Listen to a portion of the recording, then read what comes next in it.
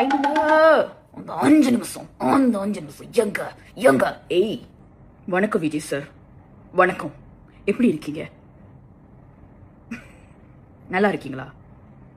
நான் இப்ப ஆபீஸ்ல தான் இருக்கேன். கொஞ்சம் வேலையா இருக்கேன். உங்களுக்கு என்கிட்ட ஏதாவது பேசணும்னா இருந்தா எனக்கு டிஎம் பண்ணுங்க, நான் உங்களுக்கு ரிப்ளை பண்ணுவேன். நீ யாரு? இல்ல யாரு யாரு இப்படி பேசினா? ஏ சும்மா நார்மலா பேசுக. என்ன என்னது? இல்ல என்னது? இல்ல என்ன? இல்ல என்னதுன்னு நான் கேட்டேன். 10 தடவை கேட்டேன். என்னது?